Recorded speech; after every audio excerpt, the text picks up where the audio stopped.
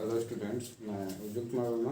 आज के इस वीडियो लेक्चर में मैं आप लोगों के साथ क्लास 11 के ट्रिगोनोमेट्री के बारे में चर्चा को आगे बढ़ाने जा रहा हूँ। जैसा कि मैंने पिछले वीडियो में आपके साथ डिस्कस किया था कि जो हमारे ट्रिगोनोमेट्री के इंट्रोडक्शन थे उसमें हमने देखा था कि एंगल की मेजरमेंट जो है वो हम किस तरह से करते हैं और कितने तरह से हम कर सकते हैं, जिसमें कि हमने तीन तरह के मेजरमेंट के बारे में बताया था और उसमें से दो का डिस्कस हमने कंप्लीट किया था। एक हमारा डिग्री मेजरमेंट था और एक हमारा रेडियन मेजरमेंट था, जिसको भी हमें सिलेबस में पढ़ना भी है क्लास 11 में।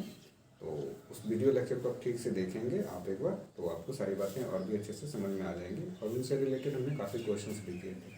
आज हम लोग स्टूडेंट क्लास 11 के में जो चर्चा को आगे बढ़ाने जा रहे हैं, हमारा नेक्स्ट टॉपिक है ट्रिगोनोमेट्रिक फंक्शंस, जिससे आप टी रेशियोज भी इन शॉर्ट कह सकते हो। टी रेशियोज इसलिए हम लोग कहते हैं टी ट्रिगोनोमेट्रिक रेशियोज, क्योंकि जो हमारे फंक्शन है वो उनकी डेफिनेशन दो लेंथ का रेशियो है। जैसे कि आपने देखा होगा कि आप साइन थीटा, कॉस थीटा और टैन थीटा, ये तीन ट्रिगोनोमेट्रिक रेशियो जिसे मैं बेसिक ट्रिगोनोमेट्रिक फंक्शन या ट्रिगोनोमेट्रिक रेशियो कहता हूँ।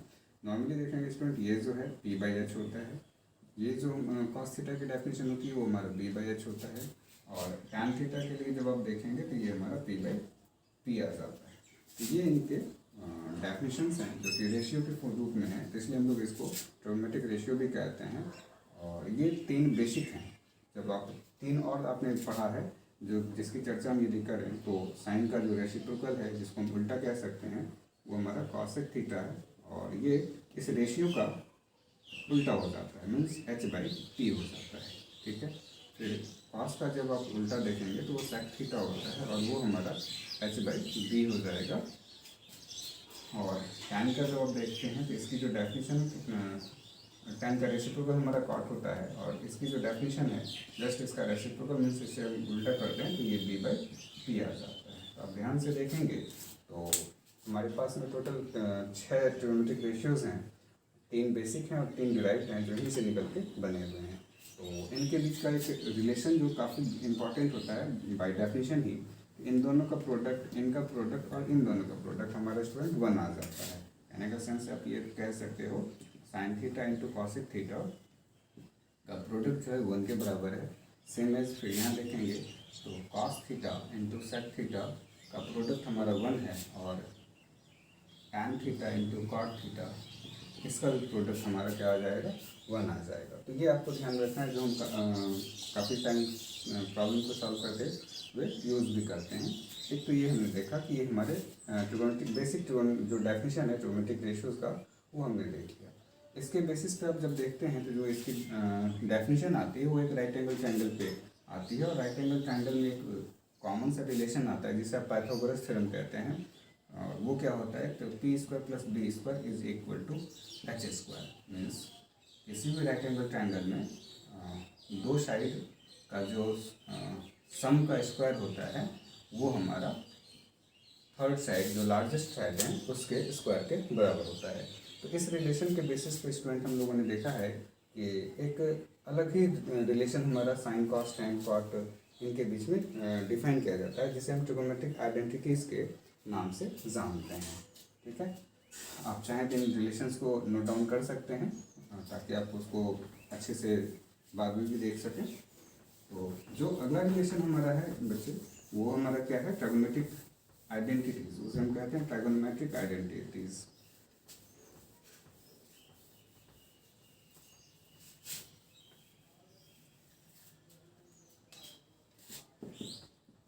ट्राइगोनोमेट्रिक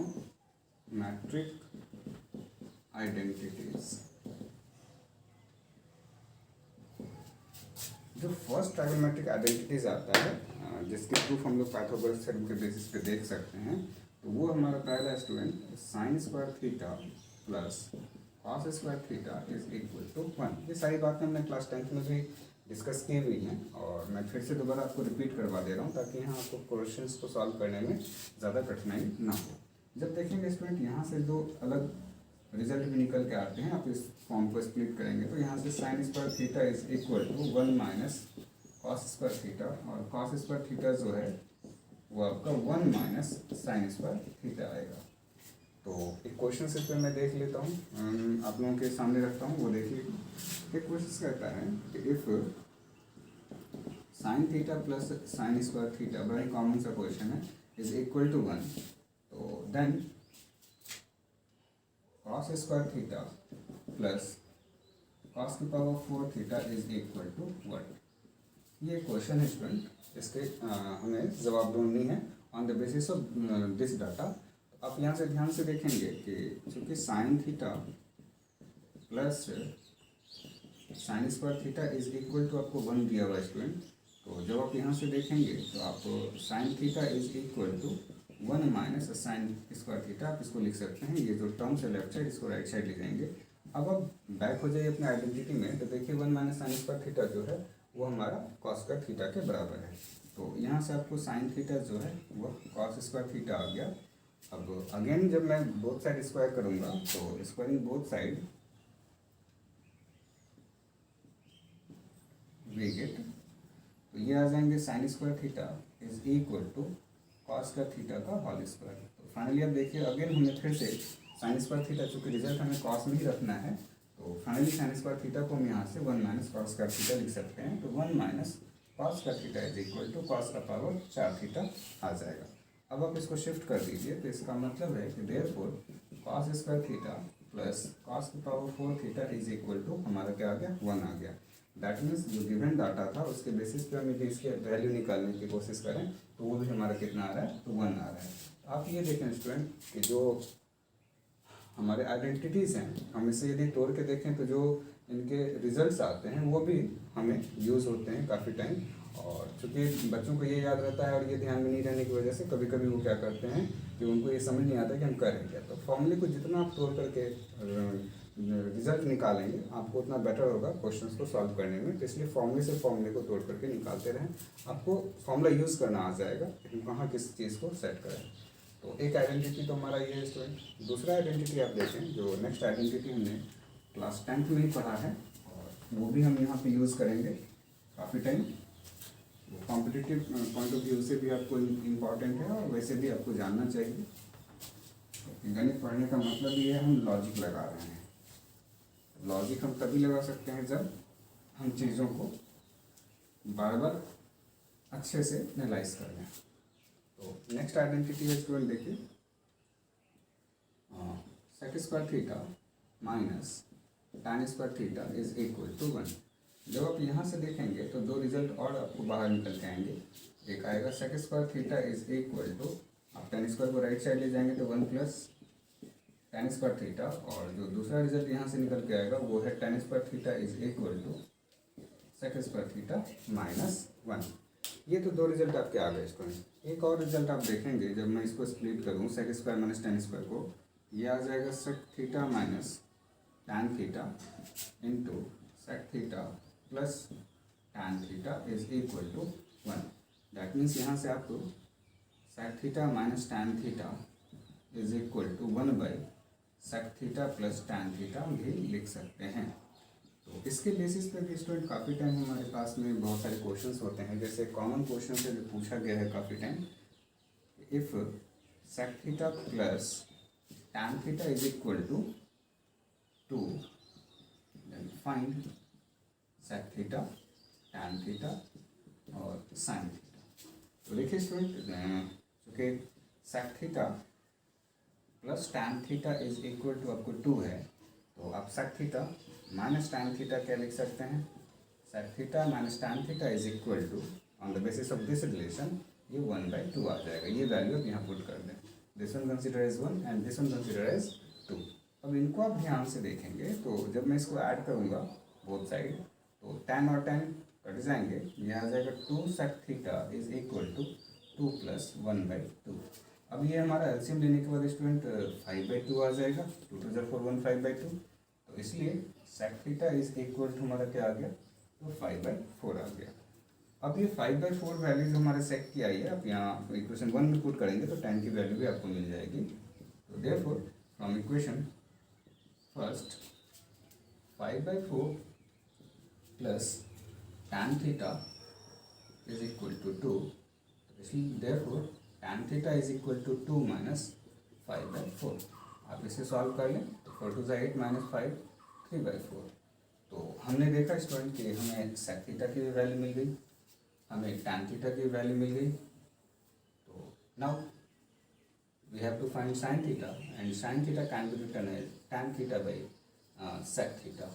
तो tan थीटा हमारा क्या है स्टूडेंट 3/4 बाई sec थीटा क्या है हमारा 5/4। आप इसे कैलकुलेट करेंगे 4 कैंसिल होगा, फाइनली हमें 3/5 आ जाएगा, वो हमारा sin थीटा है। तो देखा स्टूडेंट हमने कि एक आइडेंटिटी है जिसे मैं अलग अलग रूपों में लिख सकता हूँ और इन सबों को हम क्वेश्चंस में कहीं न कहीं यूज करते रहते हैं।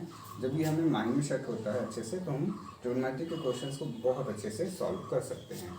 नेक्स्ट एक और आइडेंटिटी है जो इसी से मिलता जुलता है, सिमिलर आइडेंटिटी है हमारा, वो है कॉसिक और कॉट के बीच का, और उनके भी रिलेशंस इसी तरह से ब्रेक हो जाएंगे और उससे भी रिलेटेड क्वेश्चन यदि आपको आएंगे, तो यदि ये सारी बातें हमें ध्यान में स्टूडेंट, तो हम क्वेश्चंस को ईजिली सॉल्व कर लेंगे।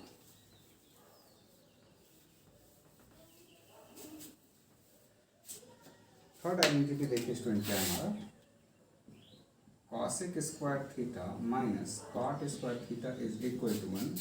तो जब हम इसे देखेंगे तो यहाँ से हमारा cosec square theta is equal to 1 plus cot square theta, और कॉट स्क्वायर थीटा जब आप निकालेंगे यहाँ से तो आ जाएगा कॉसिक स्क्वायर थीटा माइनस 1। और एक रिलेशन और यहाँ से आप ब्रेक करके इसको लिख सकते हैं आप student, cosec theta minus cot theta into cosec theta plus cot theta is equal to 1। That means cosec theta minus cot theta is equal to 1 by cosec theta plus cot theta। तो देखा student एक identity है और उनके इतने रूप बन सकते हैं जो हम फाइनली सवालों को हल करने में यूज़ करते हैं। तो आप फॉर्मूले को जितना आप लिखना स्टार्ट करेंगे, जितनी बार आप लिखेंगे, उससे नई नई बातें आपको सीखने को मिलेंगी और वो रिवीजन भी होता रहेगा और क्वेश्चंस भी आपके सॉल्व होते रहेंगे।